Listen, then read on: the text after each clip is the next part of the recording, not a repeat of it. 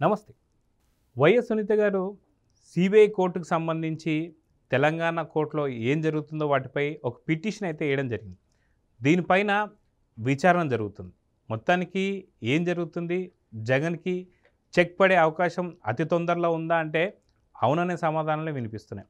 మొత్తానికి ఏం జరిగిందనే దానిపై మనతో పాటు పొలిటికల్ అనలిస్ట్ శ్రీలీల గారు మనతో పాటు ఉన్నారు. వారిని అడిగి తెలుసుకుందాం. మేడం నమస్తే. నమస్తే.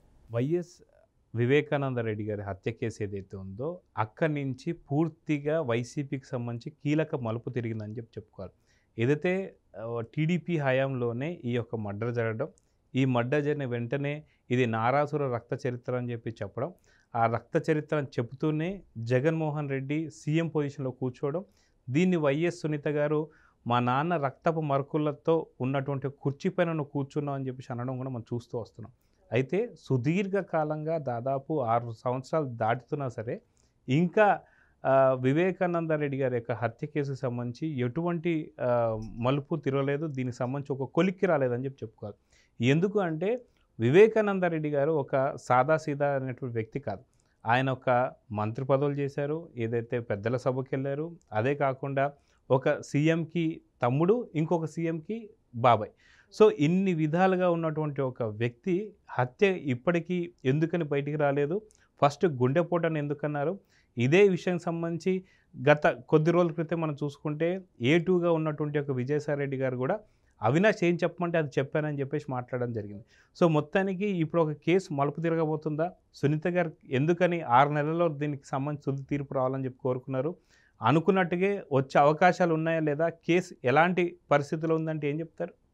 ఇక్కడ ముఖ్యంగా ఏదైతే ఈ వైఎస్ వివేకానంద రెడ్డి హత్య గురించి చెప్పుకోవాలంటే ఎందుకు ఇన్ని సంవత్సరాలుగా ఇది ఇలాగే ఆగిపోతూ కదలకుండా ఎక్కడ వేసిన గొంగళి అక్కడే అన్నట్లు చందంగా ఉంది.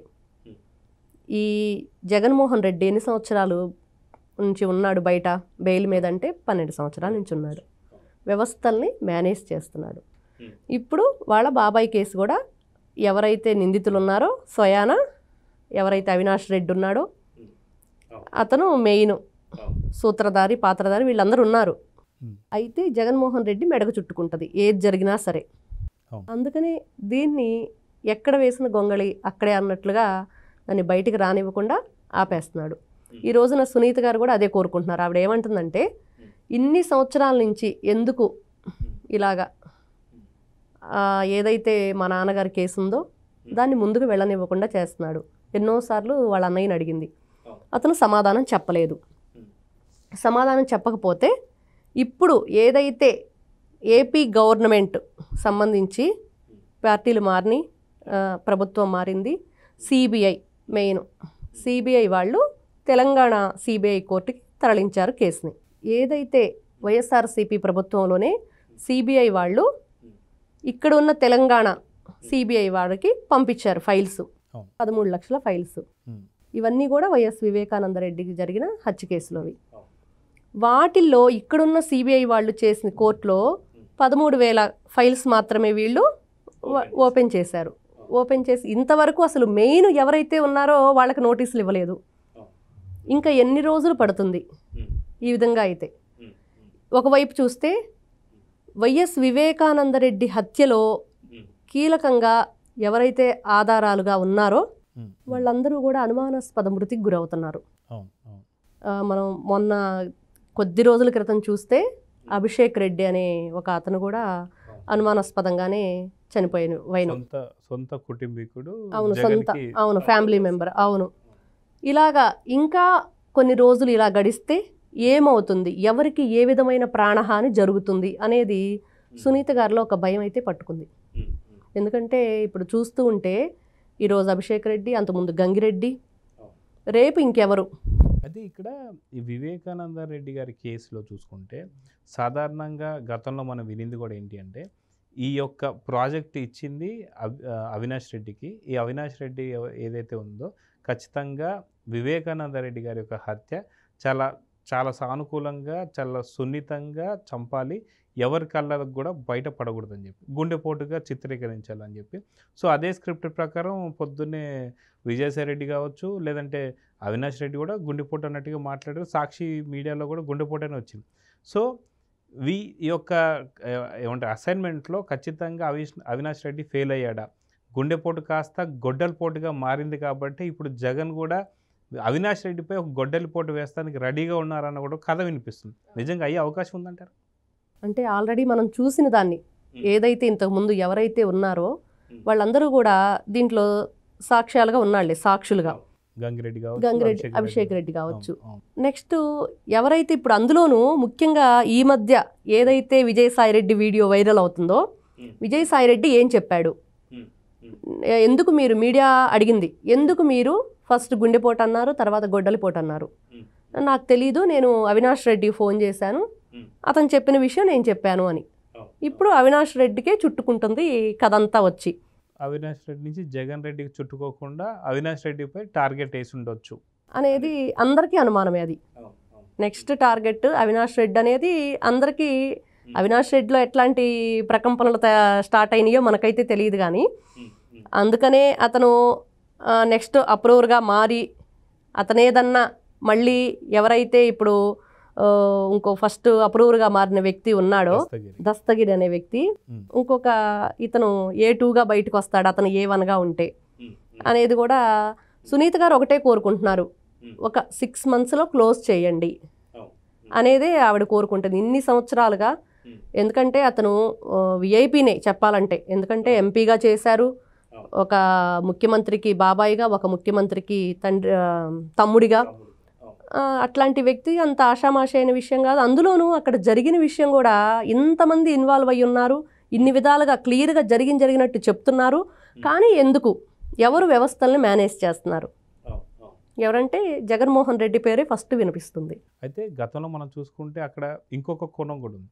ఏదైతే గతం 2 ఏళ్ల క్రితమే ఇది ఏదైతే ఆంధ్ర సిబిఐ కోర్టు నుంచి డైరెక్ట్గా తెలంగాణ సిబిఐ కోర్టుకు వచ్చిన తర్వాత, నాంపల్లి సిబిఐ కోర్టుకు వచ్చిన తర్వాత అప్పుడున్నటువంటి ఒక ప్రభుత్వాలు ఏదైతే ఉన్నాయో, ఏపీలో మనం చూసుకుంటే వైసీపీ, అదే విధంగా చూసుకుంటే తెలంగాణలో బీఆర్ఎస్ పార్టీ. ఇప్పుడు 6 నెలల క్రితం చూసుకుంటే ఇప్పుడు ఏపీలో మారింది, అదేవిధంగా సంవత్సరం క్రితం చూసుకుంటే దాదాపు తెలంగాణలో కూడా మారింది. ఇప్పుడు ఇక్కడ కూటమి, ఇక్కడ వచ్చి కాంగ్రెస్. సో ప్రభుత్వాలు మారాయి కాబట్టి ఈ 6 నెలలు ఏదైతే ఉందో 6 నెలల్లో ఖచ్చితంగా దీన్ని క్లోజ్ చేసే అవకాశం ఉందా? సో 2 ప్రభుత్వాలు మారాయి కాబట్టి ఏదైనా అవకాశం ఉందా లేదా అంటే ఏం చెప్తారు? అవకాశం ఉండిద్ది. ఎందుకంటే ప్రజల ప్రభుత్వం వచ్చింది, న్యాయబద్ధంగా నడిచే ప్రభుత్వం వచ్చింది, ఖచ్చితంగా సునీత గారికి న్యాయం జరిగిద్ది. ఎందుకంటే ఇక్కడ ఏదైతే ఇన్ని సంవత్సరాలుగా జగన్మోహన్ రెడ్డి ప్రభుత్వంలో ఇటువైపు అతనికి మంచి స్నేహితుడు బీఆర్ఎస్ ఎవరైతే కేసీఆర్ కేటీఆర్ ఉన్నారో అందరూ కలిసి వ్యవస్థలను మేనేజ్ చేశారు, రకరకాల కుట్రలు బన్నారు. ఏది చేసినా కూడా ఉమ్మడి సంబంధించిన ఆస్తుల్లో కూడా వీళ్ళు కుమ్మక్కయ్యి చాలా వ్యవహారాలు నడిపించారు, అది అందరికీ తెలిసిన విషయం. ఇన్ని రోజులుగా ఈ కేసు అందుకనే సిబిఐ ఎక్కడైతే తెలంగాణ సిబిఐకి అప్పచెప్పినా కూడా అది ఏ విషయంలోనూ ఫైల్స్ ఓపెన్ చేయకుండా అట్లానే ఉంచారు. ఎవరు మెయిన్ ముద్దాయిలు ఉన్నారో వాళ్ళకు కూడా ఆరోపణలు ఎవరైతే ఆరోపించబడుతున్నారో వాళ్ళకి వీళ్ళు నోటీసులు పంపించలేదు. కానీ ఇప్పుడు కూటమి ప్రభుత్వం వచ్చిన తర్వాత ఇక్కడ ఏదైతే కాంగ్రెస్ ప్రభుత్వం ఉందో ఖచ్చితంగా, అందులోనూ షర్మిల గారు కూడా కాంగ్రెస్లోనే ఉన్నారు, ఏదైతే తన చెల్లికి తను ఖచ్చితంగా హెల్ప్ అవుద్దని ఇక్కడ మనం అనుకోవచ్చు.